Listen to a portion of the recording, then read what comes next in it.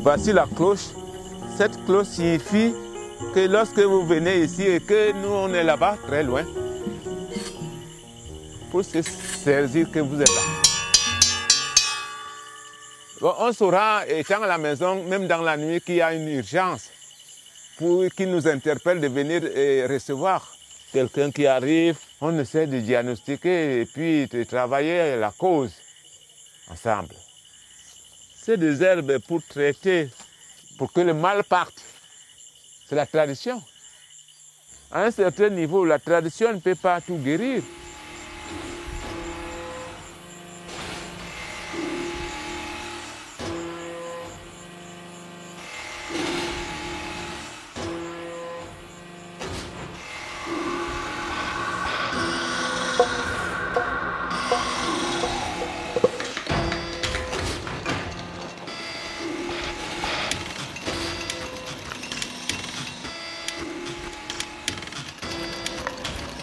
Oui, c'est ce qui nous manque à l'Afrique. Devant un appareil de ce genre, je ne sais pas vous dire quelle émotion j'ai et quel sentiment de rage j'ai. Oui, rage parce qu'on aurait pu nous avoir des appareils de ce genre pour essayer de faire avancer la recherche chez nous.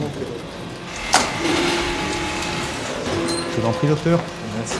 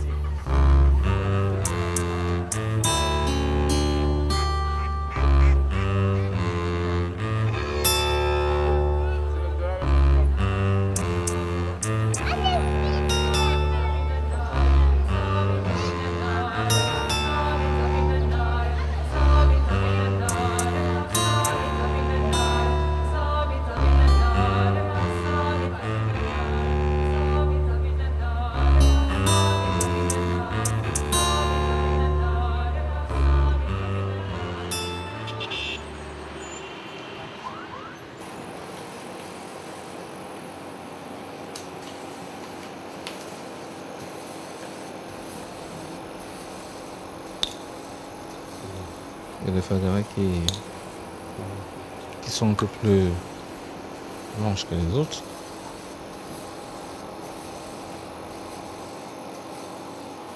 Ce qui m'a beaucoup orienté vers cette recherche est le fait d'avoir reçu une malade que j'ai envoyée au centre de traitement ambulatoire. Cette malade allait régulièrement prendre 3 perfusions par semaine pour se maintenir en vie. Et à un moment, elle n'y allait plus. Donc, elle a été considérée comme décédée puisqu'elle n'y allait plus. Après 2 mois, 3 mois, je la revois qui vient à ma consultation, toute grande, toute ronde, belle. J'étais très surpris. J'ai demandé à la dame où est-ce qu'elle était. Comment se fait-il qu'elle est de nôtre? Elle dit, docteur, c'est pourquoi je suis venu vous voir, c'est pour vous donner une information. J'étais dans un village, à 12 km de Lambaréné, dans un village chez une dame qui m'a reçu et m'a fait boire des potions qui m'ont assuré cet état de santé. Nous sommes allés dans le village, rendus là-bas, comme par coïncidence. Moi, je ne la connaissais pas. Quand je me suis présenté, cette dame s'est retrouvée et me dit, mais si je soigne, c'est grâce à votre grand-père. Vous portez le nom, M. Piebi. Donc, je suis allé, j'ai traversé la rivière. Effectivement, cet arbre, jusque-là, je vous parle, cet arbre existe. Et j'ai vu que c'était gratté, on prenait cette écorce.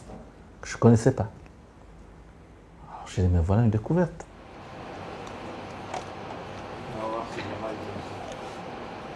Attention. Faut pas que les pieds au premier coup. Ah oui, parce que si seulement en prenant la phagaricine, on se sent bien, il faut poursuivre l'étude là-dessus, c'est qu'il y a quand même une action qui est purement antibactérienne. C'est pourquoi notre médicament aujourd'hui est considéré comme antibactérien, antifongique et antiviral.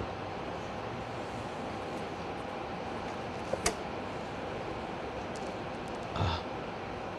Voilà, oh là là, tu as vu? Ah ouais. Il réagit, hein? Puis, alors là.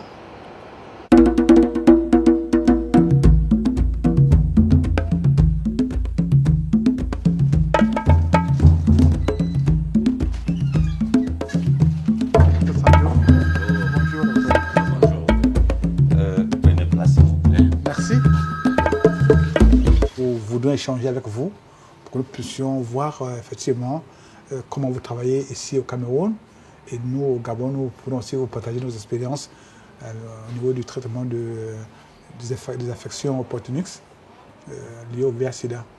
Au niveau de l'Afrique, c'est que, il faut le dire, quels que soient les efforts faits par nos gouvernements pour réduire les prix des antirétroviraux, beaucoup de personnes n'ont pas encore accès, beaucoup de malades n'ont pas encore accès à la thérapie. Oui. Or, il va falloir que aussi nous puissions entrevoir d'autres champs d'action, d'autres champs d'investigation pour pouvoir soulager les populations. Pour que les biomédicaments soient vraiment mis en exergue et dans les pratiques quotidiennes des soins de santé. Nous avons initié un travail avec mon ami et frère docteur Pibi Oyoubi à base de plantes. Je vais vous montrer peut-être un échantillon. Oui, voilà.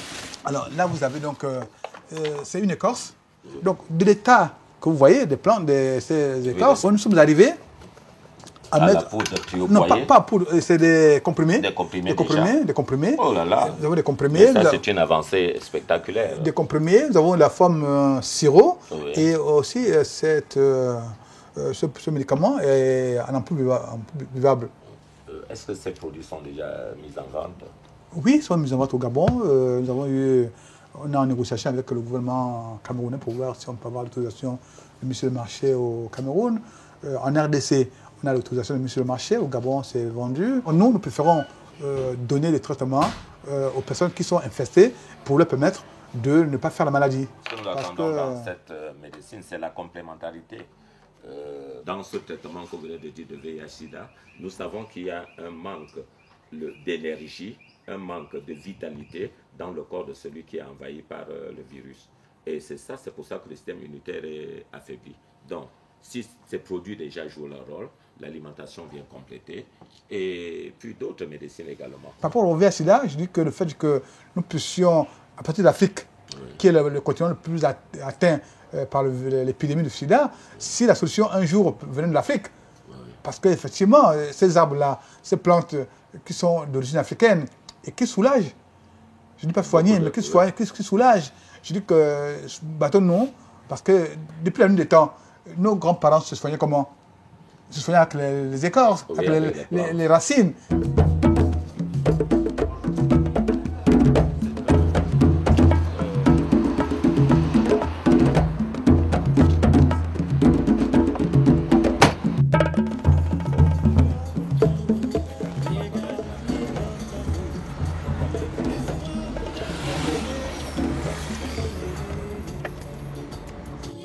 Malgré les ravages que cela fait dans les familles. Nous opérons chaque jour, chaque semaine, Un membre de famille. qui meurt à cause du sida. Oui. Parce que nos États africains Mais- n'ont pas encore mis beaucoup de moyens dans la prévention. Non. C'est vrai qu'il y a des efforts qui sont faits, mais ces efforts restent insuffisants.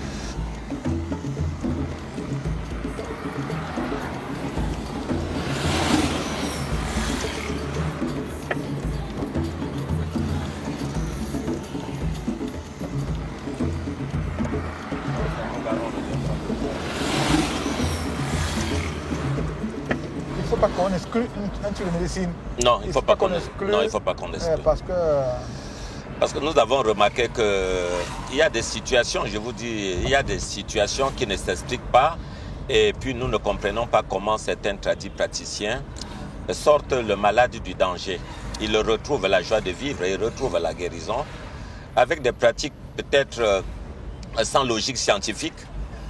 Mais la science y est puisque le résultat est là. Le résultat, c'est le résultat qui prouve l'efficacité de ces médecines souterraines-là.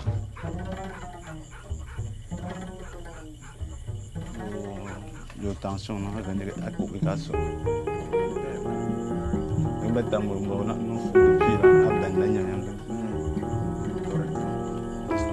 médecine conventionnelle a su jeter l'anathème sur la médecine traditionnelle. C'est vrai que très souvent, ils ont fait des efforts pour s'ouvrir, mais toujours ils ont reçu comme une fin de non-recevoir. Comme quoi, c'est des choses qui ne sont pas logiques, ce n'est pas scientifique, ce n'est pas définissable, ainsi de suite. Donc, il se trouve également qu'il y a parmi les tradipraticiens beaucoup qui ont de grandes vertus, de grandes connaissances, mais qui sont hélas perdus dans la masse, qui sont introuvables. Ton cas n'est pas singulier, tu n'as même pas désespéré. Beaucoup d'autres ont eu des cas bien plus graves que ça. Mais avec la force de Dieu, j'ai toujours pu les soigner. Ça représente nos ancêtres. Pour dire qu'en fait, ce que nous faisons, c'est d'abord Dieu, après Dieu, nos ancêtres, et puis nous. Et comme nous ne pouvons pas voir les ancêtres, nous les représentons à travers ces masques. Bon, celui-ci, il n'est pas encore terminé, mais je vais le sécher, le rendre en poudre fine. Et on va le manger comme ça là avec de l'huile de palmiste. Ça c'est pour soigner les douleurs du ventre, les blessures à l'intérieur du ventre là qu'on ne connaît pas. Donc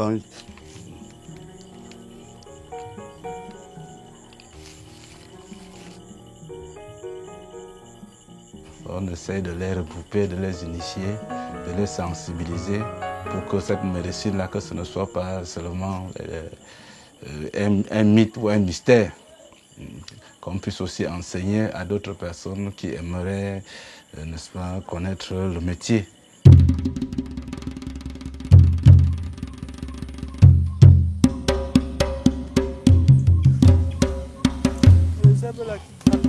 Non, tu es là pour débroussailler pour que je passe.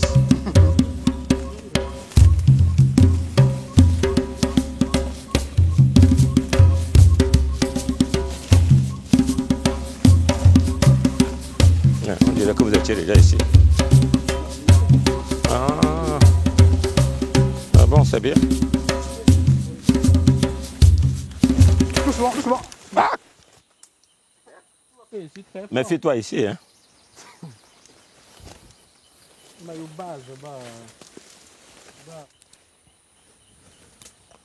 Ça fait partie aussi des traitements de la faiblesse sexuelle, l'asthénie, ce que nous appelons l'atonie génésique. Mais je ne mange pas parce que j'ai. Louma, tu comprends bien? J'ai compris. Je mange parce que c'est rare, on ne trouve pas ça en ville. Ça,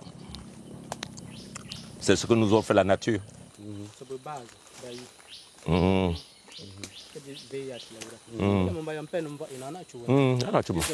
Bon, voilà, ça c'est l'écorce. C'est Konzi. C'est pour ça qu'il est venu jusqu'ici. C'est pour nous présenter l'arbre qui concourt au traitement du VIH-Sida. Tel que vous voyez là, on a déjà beaucoup enlevé. Oui, parce que les gens connaissent les vertus. Les vertus. Il a donc de grandes propriétés. À côté de l'arbre en question, vous avez les fougères. Les fougères. Voilà, les fougères. Alors, voilà. ce sont les ptéridophytes. Donc, vous les trouvez dans la fagaricine, Oui. le médicament que le docteur Pievi, Youbi et moi, contre le sida.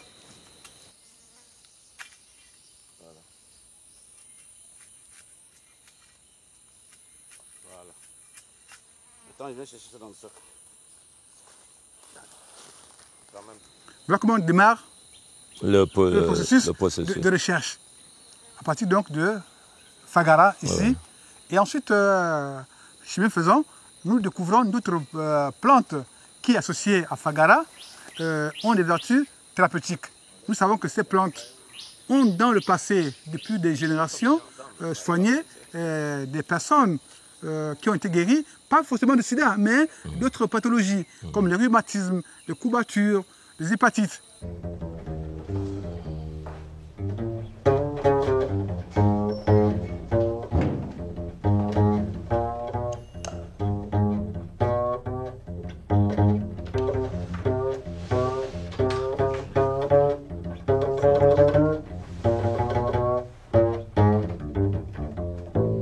Cette plante a plus de 1000 principes actifs. À plus de 1000. Nous pouvons extraire plusieurs principes actifs et les orienter différemment selon certaines pathologies. Une seule plante pourra traiter 10 maladies. Parce qu'en ce moment, un tradipraticien sait que cette plante, je guéris la diarrhée avec, il ne la donne que pour la diarrhée. Alors qui sait que cette plante ne peut pas soigner le palu ou autre chose. On a besoin de travailler ensemble. C'est une conjonction d'efforts. On ne nie pas, c'est ça la base, parce que ce sont eux qui vont nous amener les essences reconnues comme thérapeutiques, mais nous, avec la modernité, avec l'industrialisation, la technologie moderne, on verra plus en profondeur ce que renferment ces plantes, et comme je disais, on va commencer à les dissocier, et donner le plus grand nombre de chances au pas. Parce que dans une écorce, on n'extrait pas là, on fait une décoction, avec tous les principes actifs positifs ou pas, on ne les quantifie même pas, on les donne. C'est fait d'une manière empirique. Il n'y a ni dose, ni quoi, on donne à tout le monde la même dose, aux enfants, aux adultes, aux femmes, aux hommes. Mais qui sait combien de gélules nous pouvons produire?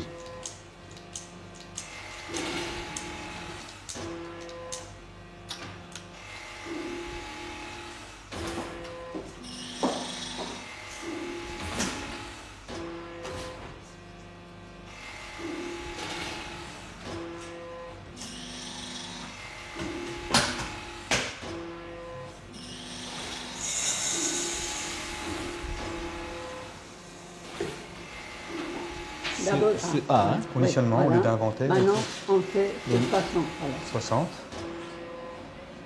Si. Et On n'a plus là? Non. Ici? Si, oui. Okay. Ah bon, même la vitesse est réglée, c'est bien.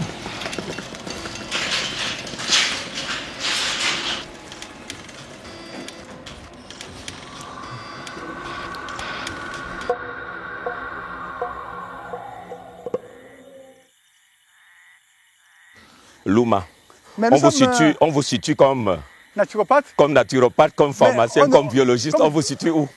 Je pense que tout ce que nous souhaitons, c'est essayer d'arriver à guérir les malades, d'arriver à faire en sorte que la pauvreté s'éloigne du continent africain. Que nous puissions refaire vivre l'espoir parmi les malades atteints de sida. Alors, les guérisseurs, eux, vous les situez où? Dans l'art thérapeutique, dans la science ou hors science? Ceux-là qui vous ont inspiré, vous les placez où? Dans l'art thérapeutique. Dans l'art thérapeutique, oui. dans l'art de soigner. Nos grands-parents ont soigné. Ils ont utilisé les plantes pour soigner. Nous ne pouvons pas exclure les guérisseurs du champ thérapeutique. Ce qui me surprend, c'est que encore en Occident, ça passe parce qu'on a oublié le 15e, le 14e, le 13e siècle en Occident. Mais ici, chez nous, récemment, il y a encore quelques décennies seulement, la seule médecine qui prévalait était la médecine traditionnelle. Nous, aujourd'hui, nous avons fait des études. Nous sommes des médecins, nous sommes des scientifiques, mais nous n'allons pas nous égarer en ne reconnaissant pas notre passé très récent qui est dicté par les plantes. Les enjeux de la santé passent à travers toutes les médecines et même toutes les sciences. Surtout en Afrique. Oui, surtout en Afrique.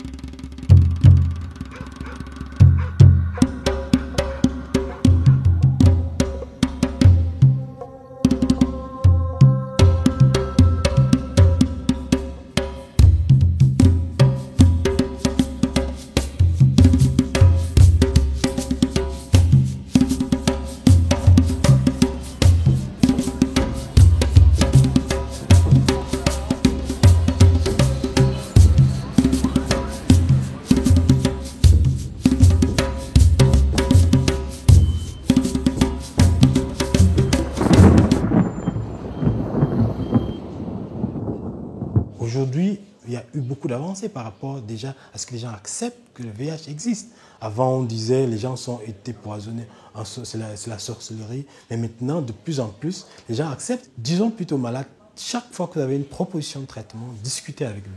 Parce qu'on s'est dit, c'est pas facile de dire non à la tradition.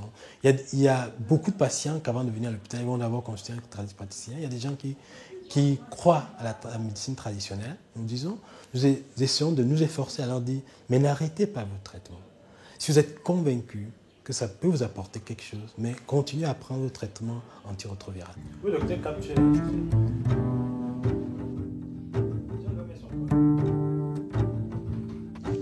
Je crois que ça doit être dans ce dossier.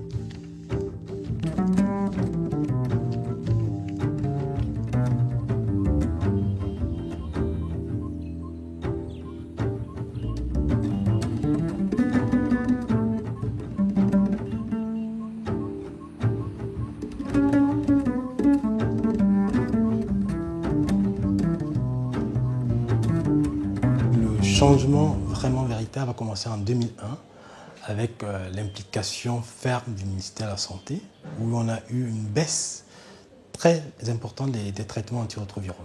Quand je commençais en 1997, il y avait des patients qui devaient payer 400 000, 600 000 francs par mois pour leur traitement.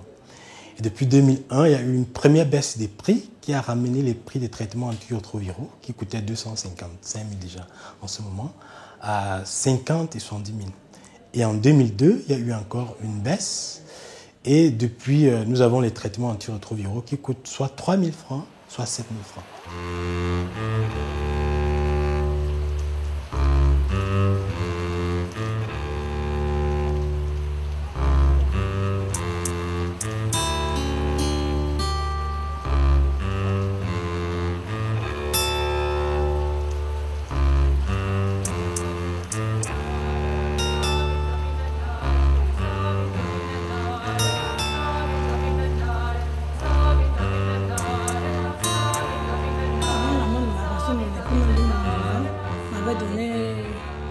De faire l'élevage des cochons, comme on était en Brousse par exemple. C'est l'élevage des cochons que je faisais et des chèvres. Il y avait aussi une petite caisse là devant la maison. Est-ce qu'il n'y a pas quelqu'un de la famille qui peut s'occuper de ton traitement en attendant que tu aies ta pension de veuvage? Même à la maison, la famille n'acceptait plus, même de vivre avec eux. Et alors, comme par exemple chez moi, ma mère est tellement violente que je ne peux même pas en parler.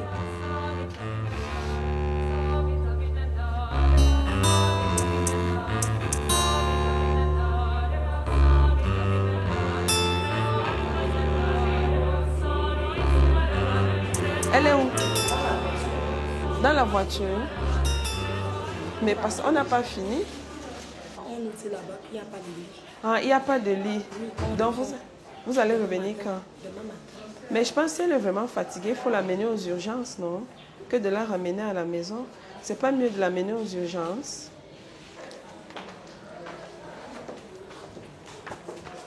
Ça, c'est pour... Ici, là, on garde les dons des médicaments. C'est essentiellement des dons. La patiente que je vais voir tout de suite, là, c'est une patiente qui a besoin de quinine. Donc, je vais lui donner la quinine parce qu'elle ne peut pas acheter. Elle n'a pas d'argent, mais elle a le palu, il faut qu'elle se soigne. Donc, on estime qu'elle est vraiment dans le besoin. On lui donne de la quinine et là, elle sera servie. Et ça résout beaucoup de problèmes parce qu'en fait, beaucoup de patients sont déprimés parce qu'ils n'ont pas de médicaments. Il y a la peur du lendemain. Qu'est-ce que je vais manger? Qu'est-ce que je vais prendre comme médicament?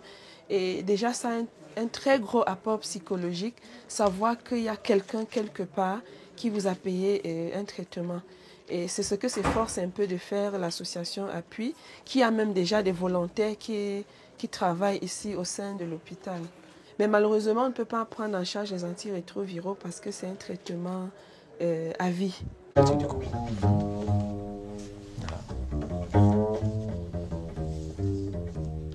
Après une intervention majeure,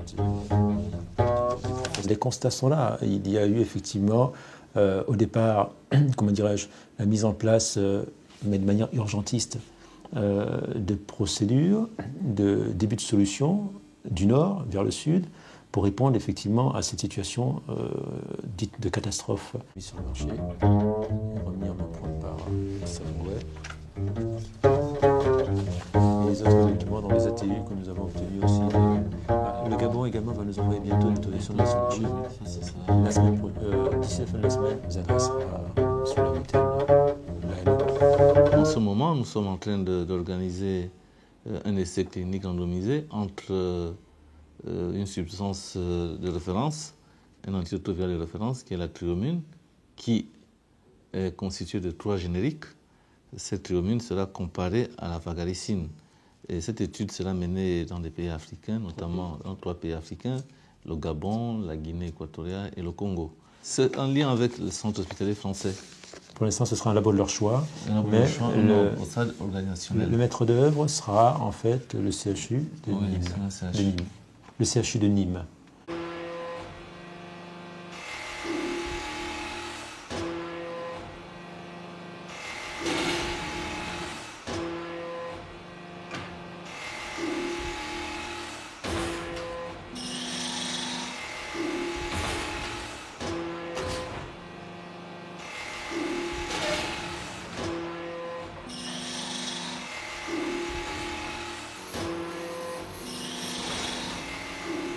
Les produits venant du Nord sont considérés comme produits totalement aboutis et les produits du Sud considérés comme totalement empiriques, artisanales, sans contrôle, aussi bien par les gens du Nord que par le Sud. Bon, simplement dans les zones urbaines, il est vrai, avec l'approche de avec l'installation de l'occidentalisation, dirais-je, il va sans dire qu'ils considèrent leurs pairs comme des personnes, comment dirais-je, en retrait par rapport aux avancées du monde occidental moderne et ne prennent pas en compte le fait que même si elles se trouvent au stade empirique, ces molécules, ces plantes, ces pharmacopées renferment toutes les solutions et la plupart du temps, quasiment toutes les réponses aux différentes pathologies et affections que nous rencontrons aujourd'hui, en l'occurrence le VIH/SIDA.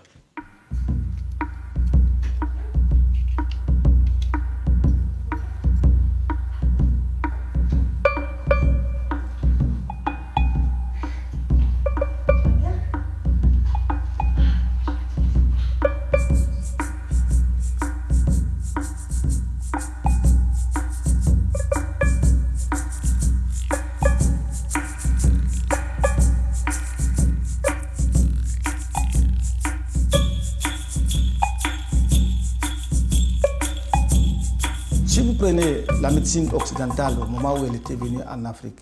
Elle était magique aussi. C'était magique. Vous avez des maux de tête, on vous donne des cachets, ça passe instantanément. C'était magique. Vous avez un problème d'infection, on vous fait une injection, je ne sais pas, de pénicilline ou bien une antibiotique quelconque, et bien vous êtes guéri en 3 ou 4 jours. Donc en tout cas, les syndromes récurrents, c'est-à-dire tous les syndromes aigus, ça disparaît en 2 ou 3 jours. Donc pour les Africains, c'était magique. Donc être malade, la médecine doit être capable de guérir. Et dès l'instant qu'on ne peut pas guérir la maladie, et qu'il y a 1 ou 2 rémissions, à partir de ce moment-là, on dit, alors là, il y a quelque chose qui ne va pas. S'il y a une rémission, ça va bien, on se dit, je suis guéri. Après, il y a une rechute, on retourne, ça va, on revient, ça recommence, on dit, bon, c'est fini, ça, c'est pas normal.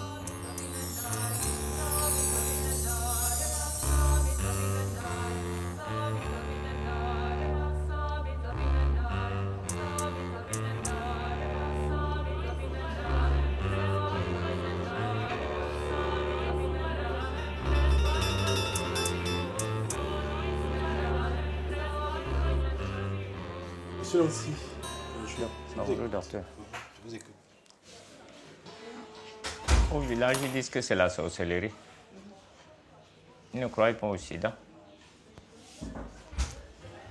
Même les infirmiers ne connaissent rien. Quand je suis arrivé là-bas, il fallait voir, tous les infirmiers sortent. On dit que voilà l'homme qui a le sida, voilà. J'étais là, j'étais isolé.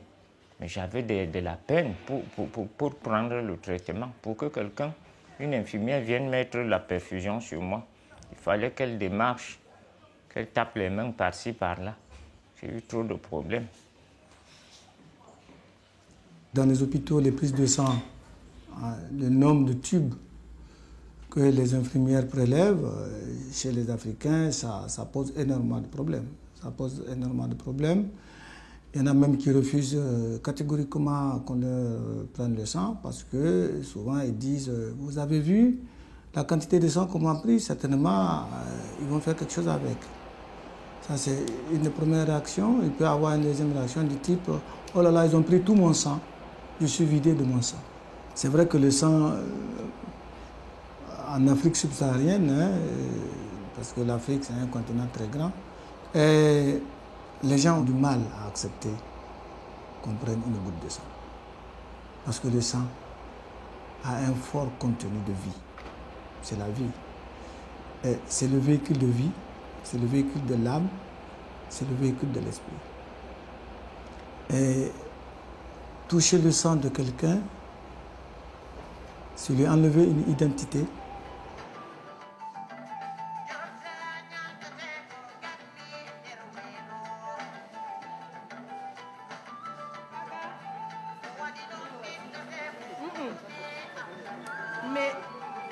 Mais Père Anastasie, et Wondo Joseph, vous allez comme ça. Allez comme ça. Suivez la dame là. Les gens qui viennent spontanément pour demander un dépistage VIH payent 1000 francs pour le test. Donc il y a une évolution. Et on pense qu'il y a cette demande qui est de plus en plus importante. Parce que quand vous prenez juste une structure comme celle-ci, on a 500 dépistages par mois où les gens viennent spontanément demander leur statut. Et le Comité national a également un peu élargi cette politique de dépistage pendant les vacances, où les jeunes, tout le monde peut bénéficier avec les unités mobiles. Il y a des unités de modules de dépistage où une voiture équipée stationne dans un carrefour et fait un dépistage. Et par rapport aux femmes enceintes, il est gratuit déjà le test de dépistage. C'est-à-dire que par rapport aux femmes enceintes qui conçues dans une PTM, dans un centre pour leur grossesse, ils peuvent bénéficier gratuitement d'un test de dépistage. C'est ici qu'ils ont écrit qu'il fallait qu'on rentre vous rencontre.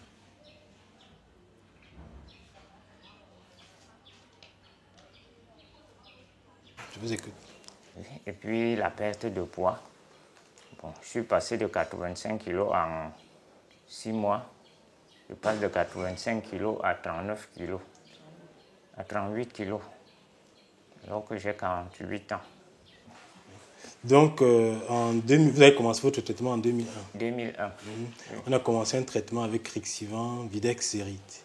Oui, docteur. Et après, on s'est rendu compte que ça ne marchait pas. Oui.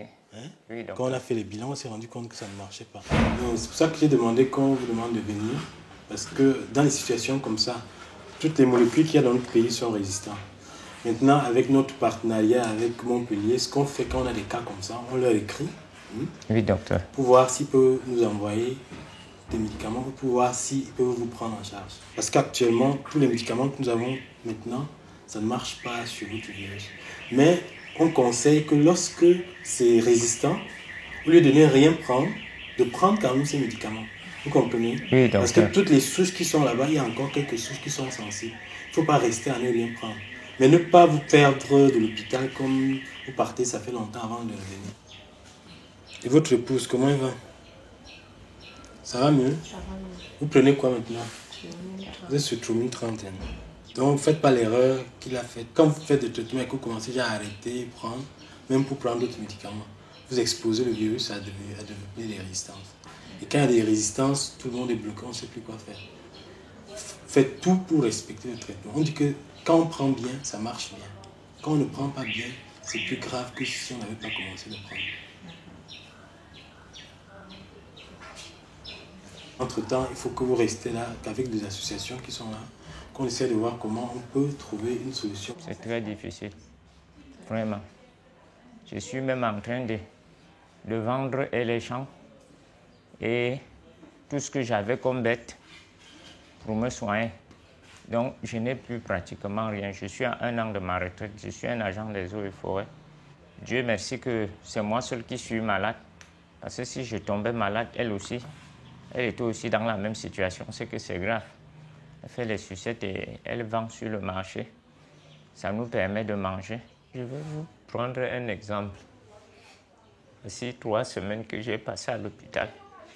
On a appelé tous les membres de ma famille, aucun n'est venu, aucun. Elle était seule, avec les 2 gosses que nous avons à la maison. Seule, ma famille. Eux, ils croyaient que c'était une maladie, qu'eux, ils pouvaient s'engager et ça finit vite. Mais finalement, ils ont compris que c'est une maladie qui finit toujours par...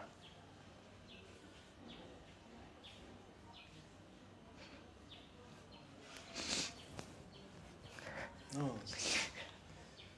Monsieur Lens, ça fait quand même depuis 2001 que vous... on a commencé très tard, c'est ça le gros problème. Mais on tient, ça fait 5 ans. Personne ne savait que vous allez faire 5 ans. Vous pouvez encore faire 10 ans. Vous comprenez? Et comme vous l'avez dit, si vous acceptez psychologiquement que vous allez vous battre, on doit trouver une solution. Vous comprenez? Oui, docteur. Il ne faut pas que vous perdiez le moral. Il y a des gens qui arrêtent. Et ça, c'est le cas qui nous gêne le plus, parce qu'ils vont bien. Il y a des patients, ils vont tellement bien qu'ils commencent à douter même s'ils étaient infectés. C'est-à-dire qu'ils reviennent sur, mais est-ce que je peux avoir le sida? Est-ce que je peux être porteur du VIH et être aussi bien portant? Donc, il oublie que c'est le traitement qu'il a. Donc, il y a des gens qui arrêtent parce qu'ils vont bien. C'est-à-dire que sur le plan symptomatologique, on peut guérir, pourquoi pas? L'absence de symptômes, l'absence de toute manifestation, l'absence de l'organe de l'activité et tout, pour le malade, c'est une guérison. Les constats effectués à ce jour sur le plan clinique également. Oui, sur le plan clinique, il est guéri. Il y a une guérison clinique. Celle-là, je vous dis, elle est évidente. Sur le plan biologique fondamental, je ne peux pas me prononcer, je ne peux pas dire qu'il est guéri, parce que le virus circule, je ne sais pas s'il est mutant, je ne sais pas s'il est endormi, s'il est où, mais dans le sérum du malade, il atteint les valeurs normales.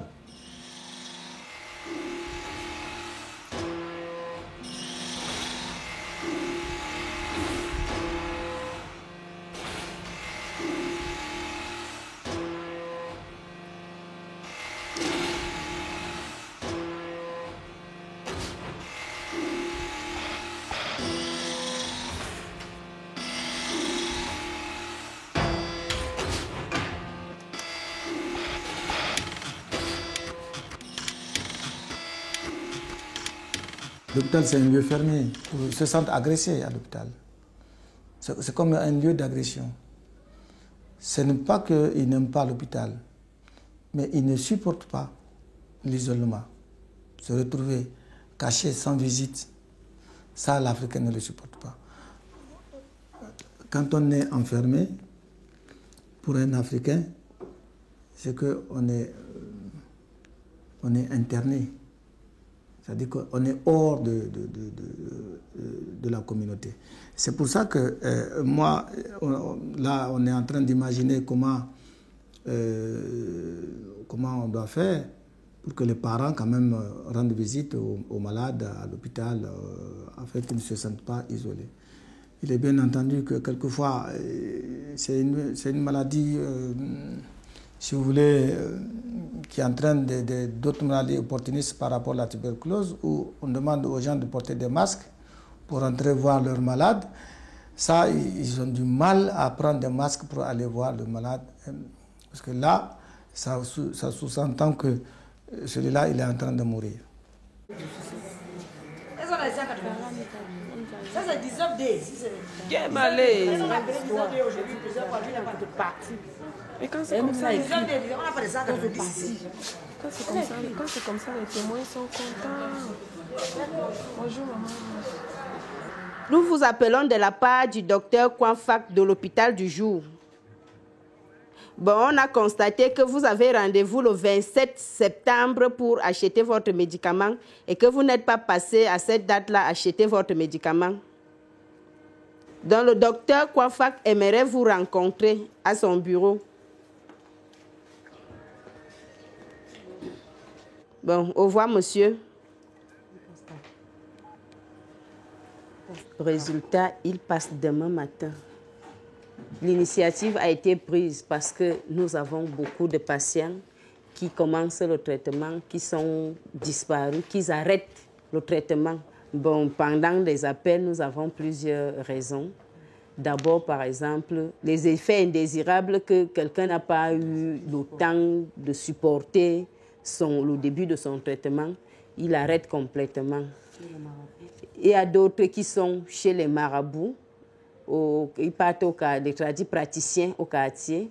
Il y a d'autres même qui ne viennent pas par défaut financier.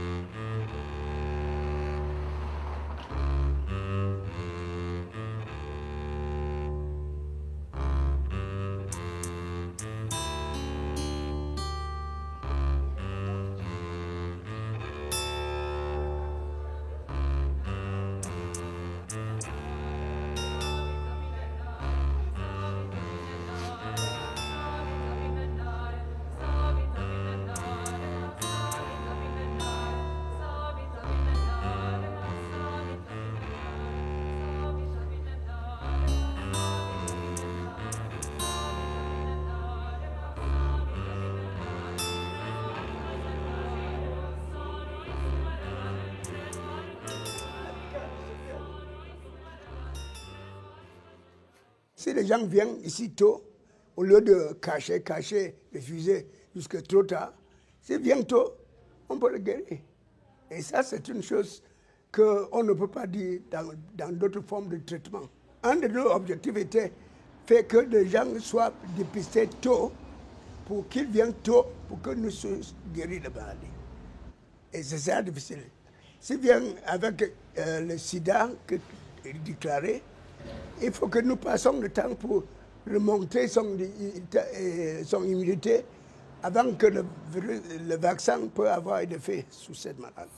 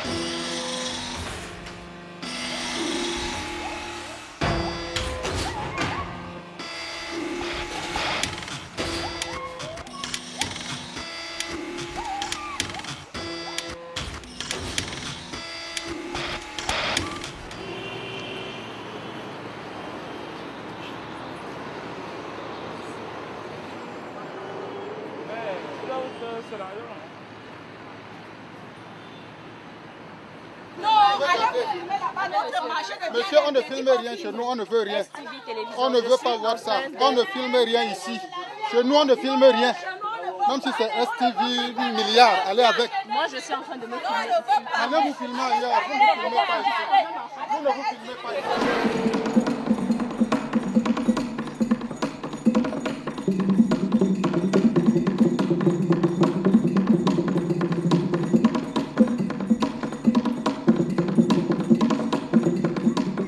Le prix, je vois souvent le gros là, 7500, le petit 6000, le d'autres 3500. C'est là où ils sont là. Il y a même tout qualité, les gorilles, les serpangers, tout là. Ils sont pas malades, ils sont pas malades. C'est la souffrance alors de la brousse.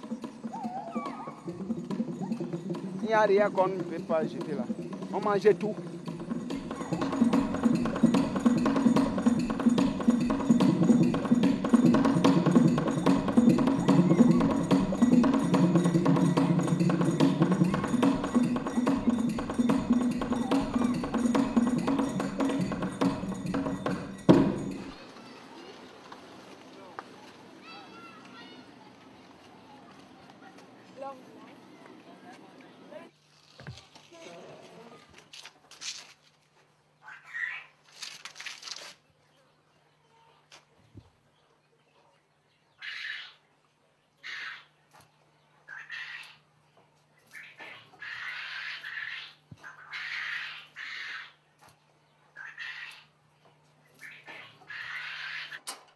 Nous avons eu l'information là-dessus à Zorbiti, au zoo. Ils nous ont expliqué que la viande de singe a tellement de maladies et ils sont proches de l'homme. Que comme nous voyons comme ça, le chimpanzé porte son enfant 9 mois comme l'homme. Que ce qui manque au chimpanzé, c'est seulement la parole. Qu'il est presque comme l'homme. Que si nous le mangeons comme ça, c'est comme nous mangeons notre frère. Que c'est pas bon de les manger.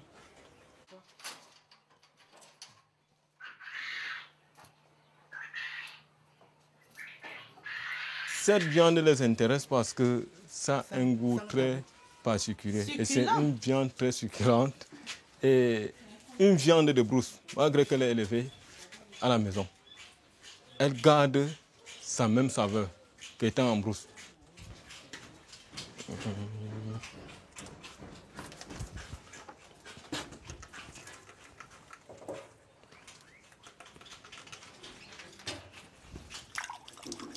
De temps en temps, ils ont besoin de ronger pour que les dents, les incisives là ne poussent pas. Et pour l'apport du calcium dans le corps. C'est pour cela qu'on leur donne de l'os, qui est la mâchoire du bœuf. Parce que nous n'avions pas de troncs d'arbres ici pour les donner.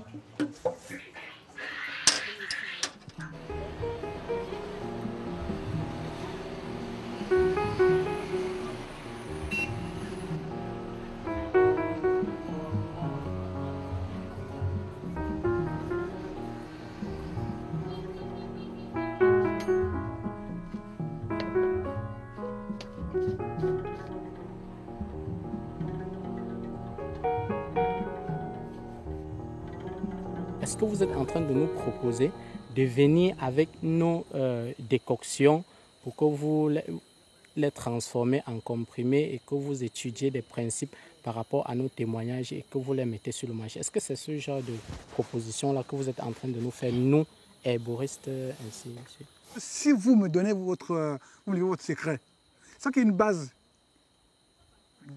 sur laquelle on peut s'entendre.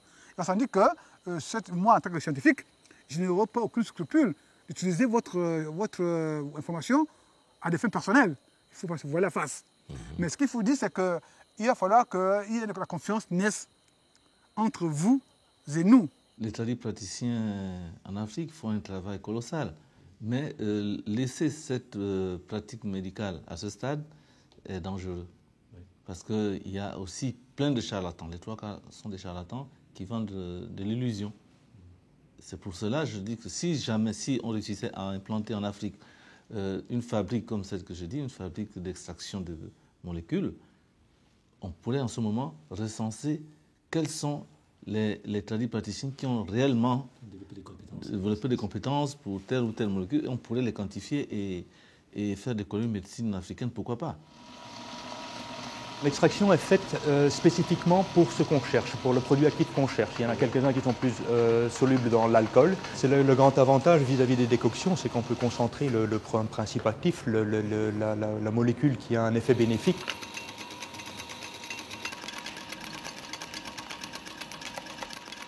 C'est pas compliqué, s'acheter des machines de ce genre. Oui, c'est quand même assez cher. C'est vrai, ça c'est cher. Effectivement, ce sont les problèmes que nous avons en Afrique.